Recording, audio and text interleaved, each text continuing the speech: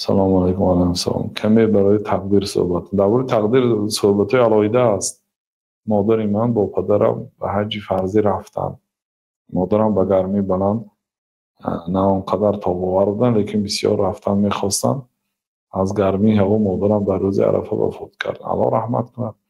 ما فرزندان پشیمان شدیم از فرستندگی ما. اگر نفرستانیم وفات نمیکردند، مینیم وفات میکردند. اگر نفرستانیدم همون در وادی عرفات روز عرفه در شهرتان وفات میکردند.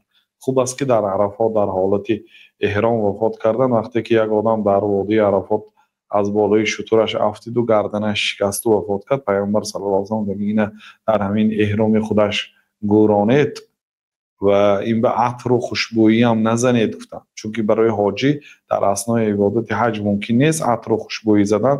گفتن که فانه یبعث یوم القیامت ملبیا، این روز قیامت لبیک اللهم لبیک لبیک گویان بیدار میشد این آدم. بنابراین با همین دو لباسش دفن کنتان. اغسلوه بماء و سدر و کفنوه فی ثوبی فانه یبعث یوم القیامت ملبیا، روز قیامت این بنده لبیک گویان بیدار میشه. همین دو لباسش که دفن کنید. لباس زنها همون لباس احرامش. بنابراین مادرتان در عرفات گذشت، خوشا به حالشان. امید میکنیم که در این روز مبارک، در این وادی مبارک، در این اثنای عبادتی بزرگ وفات کردین. بسیار خوب است. خب این گناهی شما نیست. اون تقدیر الله تعالی نوشتگی هست. همون در عرفات وفات میکردند و خلاص. آدم اگر الله تعالی حالی به دنیا نآمده پیش تقدیرش نوشتگی از در کجا وفات میکنه.